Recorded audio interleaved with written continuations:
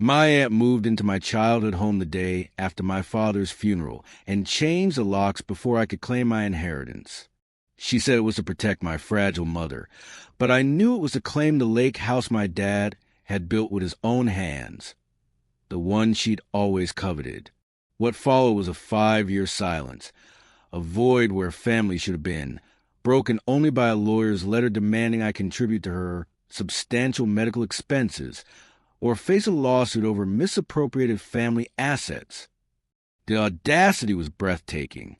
My father, Jonathan, was a builder. He didn't just construct houses. He crafted homes, pouring his soul into every beam and joint. His greatest pride was the cedar and glass lake house he built for my mother, Evelyn, a quiet artist who loved the water. It was our sanctuary. He died not in some dramatic accident, but quietly in his sleep from an undiagnosed heart condition, a massive silent infarction. The doctor said he was only 52. The shock was a physical blow, leaving me and my mother gasping for air in a world that had suddenly gone gray and unstable. The funeral was a blur of somber faces and casseroles. My mother's sister, my Aunt Diane, descended upon us like a managing storm cloud. She was my father's older sister, a formidable woman with sharp tongue and sharper eyes that missed nothing, especially the value of things. "Let me handle the arrangements, Evelyn," she'd said, her voice a mix of pity and authority. "You're in no state." My mother, hollow-eyed and moving like a ghost, simply nodded. I was 24, reeling, and foolishly grateful for someone to take charge. The day after we buried my father, Aunt Diane announced she was moving in temporarily to help my mother. "The big house is too much for her alone," she declared, referring to our suburban home. I agreed, thinking it was a kindness. I had to return to my apartment in the city, 3 hours away from my job. I promised my mother I'd be back every weekend. The first weekend I returned, something felt off. The air in our family home was different. Aunt Diane's perfume, a heavy floral scent, had replaced the familiar smells of my father's with polish and my mother's lavender. My mother seemed smaller, receding into the background of her own life. When I asked about going through Dad's papers, about the will, about the lake house, Aunt Diane waved a dismissive hand. "Not now, sweetheart. Your mother can't bear it. The lawyers are handling it. It's all very complicated." A month later, temporarily was never mentioned again. On a Friday evening, I drove to the lake house, needing the peace it always gave me. My key didn't work in the front door. Puzzled, I walked around the back deck, the one overlooking the water. Through the glass doors, I saw Aunt Diane. She wasn't visiting. She was living there. Her expensive suitcases were open in the living room. Her clothes hung in the closet I could see through the bedroom door. She was placing her crystal vase on my father's handmade oak dining table. I knocked hard. She opened the door, not looking surprised. "Rebecca, I was going to call you." "What is this, Aunt Diane? Why is my key not working?" She stepped outside, closing the door partially behind her, as if guarding a threshold. "Your mother and I have come to an arrangement. The stress of maintaining 2 properties was too much for her. She's decided to let me manage the lake house. It's for the best. It keeps it in the family." "Manage it? You've moved in. This was my dad's dream. This is Mom's place." Her expression cooled. "Your mother's mental state is fragile. She needs stability, not the memories haunting her here. I'm providing that. The legalities are being sorted. It's not your concern." It felt like a theft happening in slow motion. I drove straight to my mother. She was in the living room of our old house, staring at a blank canvas. "Mom, what's going on with the lake house?" "Diane is living there. She wouldn't meet my eyes. Diane is helping. It's easier this way, Beck. I can't go there. Not without him." "But it's yours. It's my inheritance, too." Dad left it to us. My mother started to cry. Soft, broken sounds. Please don't. I can't fight. Diane says she'll handle everything. Just let her handle it. Aunt Diane had weaponized my mother's grief, isolating her and positioning herself as the sole gatekeeper of our family's assets. When I pressed further, the tone shifted from dismissive to hostile. Emails went unanswered. My calls to my mother were increasingly intercepted by Diane, who would tell me she was resting. When I hired a lawyer, a cursory look revealed a nightmare.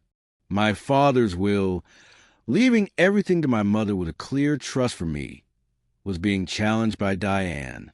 She had produced documents, a promissory note claiming my father owed her a substantial sum for a past business venture, and a new, hastily drafted agreement my mother had signed, granting Diane lifetime tenancy and management rights to the lake house in lieu of repayment.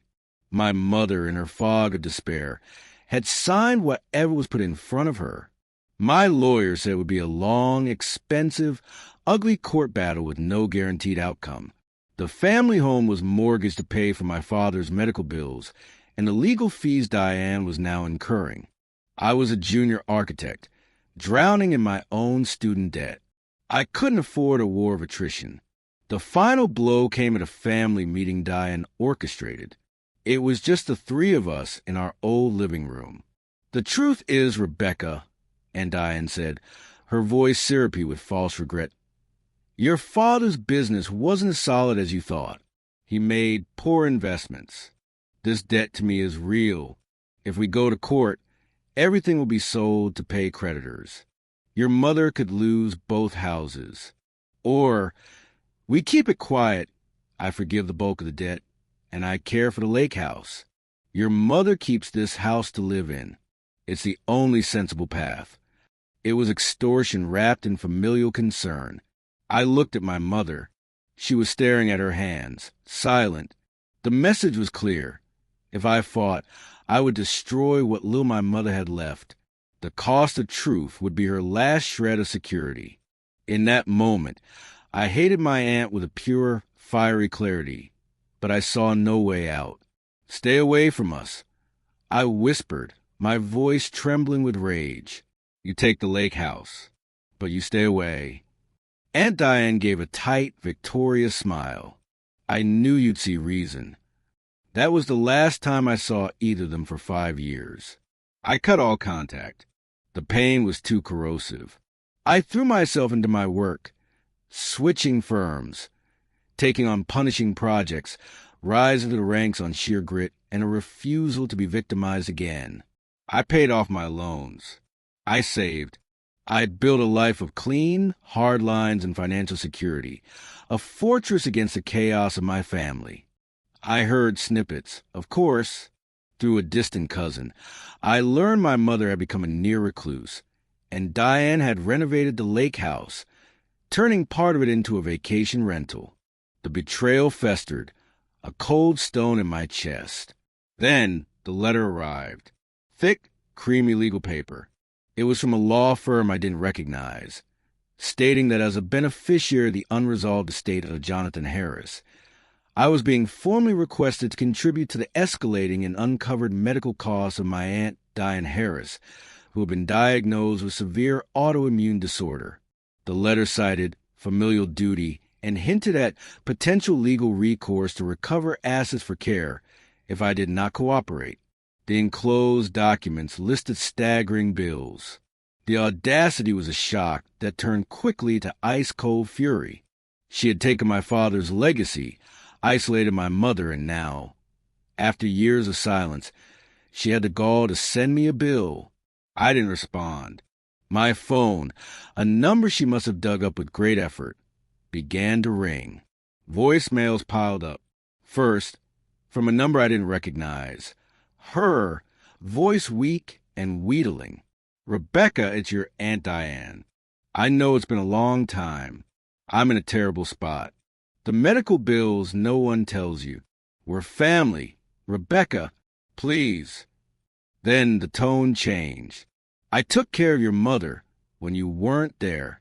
I managed everything. The least you can do is help now. I know you have money. Finally, it turned threatening.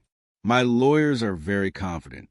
That lake house was never fully legally transferred. There are claims to be made. Do you really want another court battle? It would be easier for everyone if you just helped. I blocked the number. Then a new one appeared. Texts, photos of medical bills, hospital bans, a frail-looking hand on a blanket. The guilt barrage was monumental, but my anger was a stronger fortress. She had created this dynamic. She had chosen to burn the bridge, and now she was stranded on the other side, demanding I swim through the ashes to rescue her. A week later, my cousin Martin, Diane's son whom I'd never been close to, called. "Beck, come on. She's really sick. She's your family. You're successful. Can't you let bygones be bygones and just help?" Where were you, Martin, when she was stealing my inheritance? I asked, my voice flat. Where were you when she was emotionally blackmailing my mother? You enjoyed the renovated lake house, didn't you? You help her. He sputtered. That's not fair. That's between you guys. This is different. This is about basic human decency. No, I said, this is about consequences. She has a son. She has a rental property. She has options that don't involve me. Goodbye, Martin. I hung up and felt a strange calm. They were all aligning against me, just like before, using the same tools. Guilt, obligation, threat. But I wasn't a broke, grieving young woman anymore. I had power now, and not just financial power. I had the power of truth. I logged onto Facebook, a platform I rarely used. My profile was minimal, but I was connected to a wide network of extended family, old neighbors, my parents' friends, the very community in which Aunt Diane had cultivated her image of the capable, long-suffering sister who stepped in to save the day. I took a deep breath and began to write. I didn't scream or use caps. I was precise, surgical. The post was titled, "The Truth About the Lake House and Why I Won't Be Paying My Aunt's Medical Bills." I started with my father's death, my mother's profound grief. I detailed Aunt Diane's helpful takeover, the changed locks, the manufactured debt, the legal threats leveraged against a vulnerable widow. I described the emotional manipulation, the isolation of my mother, the theft of a legacy built by hand and heart. I posted pictures, my father building the lake house, our family there, happy. Then I posted the scanned pages of the legal letter demanding money. I quoted the voicemails. She took the asset. I wrote, now she and her son believe the liability, her health care, is mine. This is not about family. This is about greed and accountability. She chose her path. Let her and her immediate family walk it. I hit post. The detonation was silent, but immense. Within an hour, my phone lit up like a Christmas tree. Not with calls from Diane or Martin. They came later, frantic and furious, but from aunts, uncles, old friends of my parents. Rebecca, is this true? My God, we had no idea. Diane always said your mother was too unstable to manage things, and you were too busy with your career. The narrative she had spun for years crumbled in an afternoon. Martin called, screaming, "Take it down. You're humiliating us. You're killing her." The truth is only humiliating if you're ashamed of your actions, Martin, I said calmly before blocking him. Then, a call from a number I still recognize, one that sent a jolt through me, my mother's landline. Rebecca? Her voice was thin, older, but clearer than I'd heard it in years. I saw what you wrote. My heart clenched. Was she going to berate me too? To defend her sister? "I'm sorry," she whispered, and the words were a dam breaking. "I'm so sorry. I was so lost. I let her do it. I was afraid. It was easier to be sad than to be strong." She was crying now, deep, shuddering sobs. "Can you ever forgive me?" The stone in my chest cracked. It wasn't the triumphant moment I imagined. It was just sad. "Oh, Mom." We talked for an hour. She confirmed everything, adding details I didn't know. Smaller manipulations, lies Diane had told her about me being angry with her, about me not wanting to be burdened. The portrait of a long, calculated coup was complete. My post stayed up for 2 days. The tide of public opinion in our family world turned decisively. Diane's carefully constructed facade was in ruins. I took the post down then, not out of mercy, but because my point was made. The truth was now the family's shared knowledge. It couldn't be stuffed back into its box. I thought that was the end. I was wrong.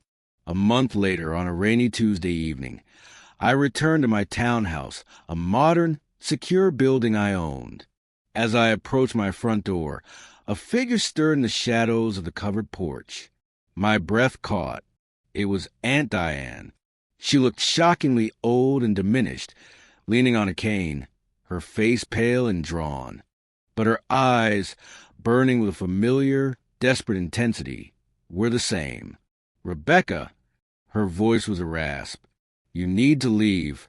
Now." I didn't break my stride, moving to unlock my door. "I'm not leaving until you listen," she said, her voice gaining strength. "You destroyed my reputation. My own family won't return my calls. My sister hates me. And you sit in this fancy house with your fancy job while I'm drowning." I turned to face her. "You made your choices. You stole from me. You manipulated my mother. You don't get to play the victim now." She fumbled in her bag and thrust a wad of papers at me. More medical bills. "I need help. You have a moral obligation." I didn't take the papers. My only obligation was to my father and mother. "You severed that. Go to Martin. Sell the lake house rental. Those are your options." Her face contorted with rage. "Sell it? After all I put into it? That's my home." "And before that it was mine," I said, my voice cold and final. "You made it your home. Now, let it save your life. That seems like a fair trade." She stared at me, and I saw the moment a last flicker of hope died in her eyes. The manipulation had run its course. The threats were empty. I was immovable. "Your father would be ashamed of you," she spat, a last weak arrow. A laugh, dry and humorless, escaped me. "My father would have seen you for what you were a long time ago, and he would have protected us from you. I'm just finishing the job he didn't get to do. Now leave, or I call the police and have you removed for trespassing. This conversation is over." For a long moment, she just stood there, the rain pattering on the porch roof behind her. Then, shoulders slumping in genuine defeat, not performance, she turned and hobbled slowly down the path to a waiting car I hadn't noticed. Martin was behind the wheel. He didn't look at me. I went inside, locked the door, and engaged the deadbolt. I leaned against it, listening to the sound of the car pulling away. There was no triumph, only a vast, quiet exhaustion, and beneath it, a solid sense of closure. The next morning, I called a security company and scheduled the installation of a comprehensive camera system. Then I called my mother. We made plans for lunch the following weekend, at a restaurant, a neutral place to start. It would be awkward and painful, but it was a beginning. The war was over. The fortress I had built held. And inside, for the first time in a very long time, there was the possibility of peace, a space I had carved out for myself, free from the shadows of theft and lies. The lake house was gone, but I had built something stronger, a life on my own terms, with boundaries made of steel and a future written by my own hand.